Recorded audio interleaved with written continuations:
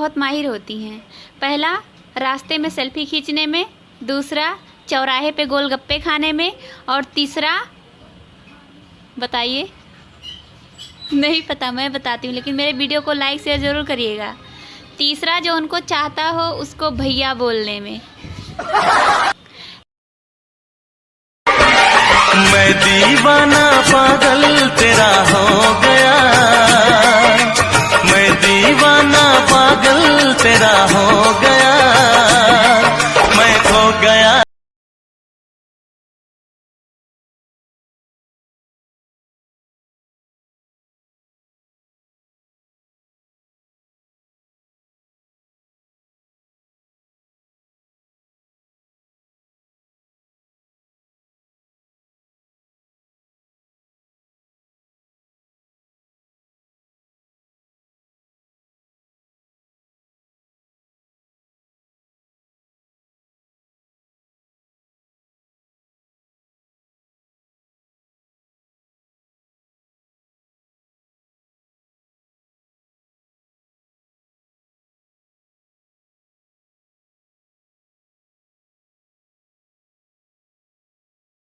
मिसते कहोई नया साल में भेंट होई, अब न मिले में मिसते कहोई नया साल में भेंट हो, अब न झूला के दिल दोहना की दर्ज साला हाफसिया रे ईद भान नई हो कोयल सी तेरी बोली। क्या हुआ भाई? दरअसल हम जब भी हिचकी ले रहे हैं, अच्छा, कौवे का आवाज आ रहा है भाई। क्या खाए थे?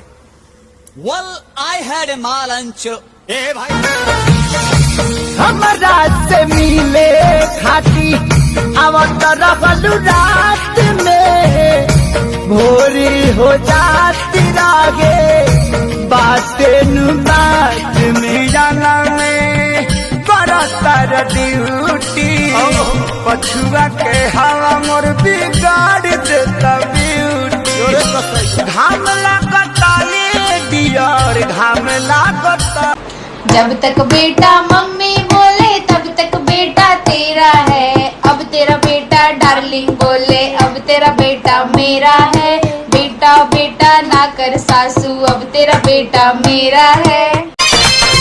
जतरा बनवला चुमा लेते बैलो गाल में, अबे तहरा चिंता नहीं खेबानी कवन हाल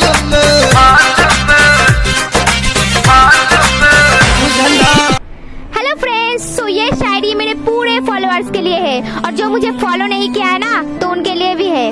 खिलते फूलों जैसी आपकी लबों पर हंसी हो, खिलते फूलों जैसी आपकी लबों पर हंसी हो, ना कोई गम का नाम हो ना कोई बेबसी हो, सलामत रहे आपकी जिंदगी का ये सफर, सलामत रहे आपकी जिंदगी का ये सफर, आप जहाँ रहे वहाँ बस खुशी ही खुशी हो। पी के आवेला हमरो